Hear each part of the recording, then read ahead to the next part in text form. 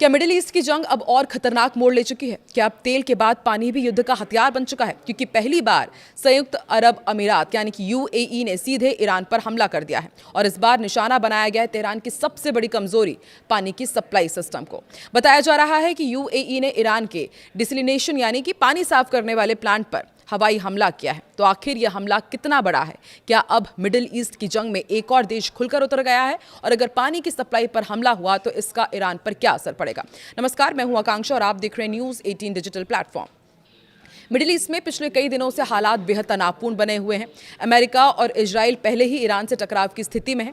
Reports के मुताबिक युद्ध के 9वें दिन हालात और ज्यादा गंभीर हो गए हैं जब यूएई ने पहली बार सीधे सैन्य कार्रवाई की। इजरायली मीडिया पोर्टल वाईनेट के दावे के अनुसार अब तक डिफेंस मोड में रहने वाला यूएई अब खुलकर मैदान में उतर आया है।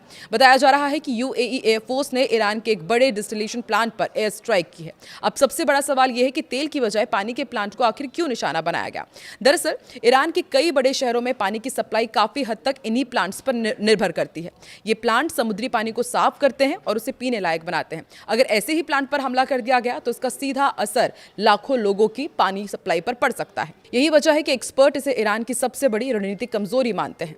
तो क्या ईरान पर इसका बहुत ज़्यादा असर पड़ेगा? ये भी आपको समझाते हैं। अगर पानी की सप्लाई चेन पर लगातार हमले होते हैं तो इसके कई बड़े असर हो सकते हैं। बड़े शहरों में पानी की भारी कमी, नागरिक जीवन पर सीधा संकट, सरकार पर अंदरूनी दबाव और युद्ध की स्थिति और ज़्यादा भड़क सकती है। यानी यह हमला सिर्फ सैन्य नहीं बल्कि साइकोलॉजिकल और स्ट्रैटेजिक वॉरफेयर भी माना जा रहा है।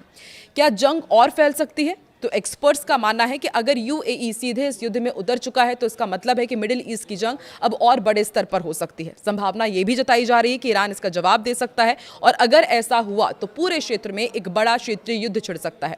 मिडिल ईस्ट में हालात तेजी से बदल रहे हैं। तेल के बाद अब पानी भी युद्ध का हथियार बन गया है और अगर यह सिलसिला जारी रहा तो आने वाले दिनों में हालात और ज्यादा खतरनाक हो जाएंगे। अब देखना होगा कि क्या ईरान इस हमले का जवाब देता है और क्या यह संघर्ष एक बड़े युद्ध में बदल जाता है। आपको क्या लगता है? कमेंट में जरूर बताएं कि क्या मिडिल ईस्ट में एक बड़ा युद्ध शुरू होने जा रहा है।